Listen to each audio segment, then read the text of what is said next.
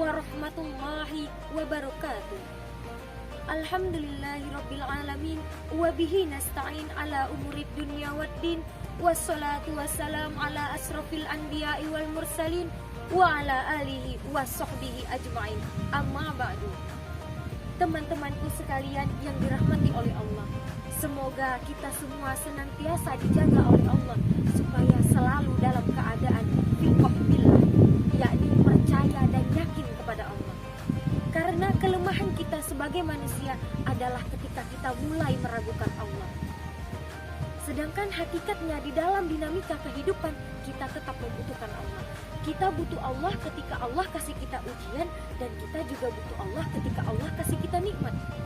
Kita butuh Allah ketika Allah kasih kita ujian supaya Allah lapangkan kesabaran kita. Karena orang yang tidak dibersamai oleh Allah ketika Allah kasih dia ujian, maka ia akan menjadi orang yang mudah untuk berkeluh kesah, mudah berputus asa. Allah membersamai kita ketika kita diberikan ujian, yakni Allah hibur hati kita, Allah tenangkan hati kita, dan Allah tanamkan nikmat iman di dalam hati kita. Ala bizikrillahi tatma'innul qulub. Innamal mu'minuna allazi idza dzukirallahi wajilat qulubuhum. Bukankah dengan mengingat Allah hati menjadi lebih tenang? Dan orang beriman apabila diingatkan disebut dengan nama Allah, maka hatinya akan bergetar. Inilah bentuk ketika Allah membersamai seorang hamba ketika seorang hamba diberikan ujian. Allah hibur hatinya dengan kalimat inna a'toinakal kautsar. Lalu Allah menghiburnya lagi dengan kalimat kalla saya'lamun tsumma kalla saya'lamun. Lalu Allah menghiburnya lagi dengan kalimat la tahzan innallaha ma'ana. Rasulullah SAW bersabda yang artinya tidak ada orang mukmin yang ditusuk oleh duri atau bahkan lebih daripada itu, kecuali Allah hilangkan kesalahan-kesalahannya sebagaimana pohon-pohon yang menggugurkan daunnya. Inilah salah satu bentuk ketika Allah membersamai seorang hamba ketika seorang hamba diberikan ujian. Dan kita juga butuh Allah ketika Allah memberikan kita nikmat.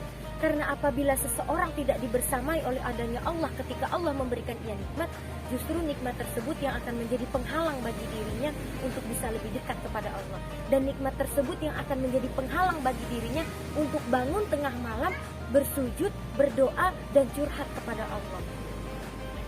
Kenapa? Karena tidurnya larut. Kenapa tidurnya larut? Karena terlalu banyak yang harus ia nikmati. Ia bisa jalan-jalan, ketemu teman, ngopi, berbelanja, bahkan ia bisa menunggu midnight sale untuk menghabiskan nikmat yang Allah kasih sama dia, sehingga tidurnya larut. Ia tidak bisa bangun untuk bisa curhat, sujud panjang, dan berdoa kepada Allah. Hal yang mudah ia lakukan ketika ia diberikan ujian oleh Allah. Ketika Allah berikan ia ujian, mudah bagi dia untuk bangun tengah malam, curhat panjang kepada Allah, berdoa, dan sujud lebih lama kepada Allah. Ketika Allah kasih ia nikmat, curhatnya hilang, malamnya lelap, bahkan subuhnya pun bisa kelewat. Ini ketika Allah tidak membersamai seorang hamba, ketika Allah memberikan seorang hamba ini nikmat. Dan orang seperti ini apabila dibiarkan terus-menerus hingga tidak ada batasannya, nanti ia akan terjebak di dalam istilah istidraj. Mungkin cukup sekian yang bisa saya sampaikan, kurang dan lebihnya saya mohon maaf. Wassalamualaikum warahmatullahi wabarakatuh.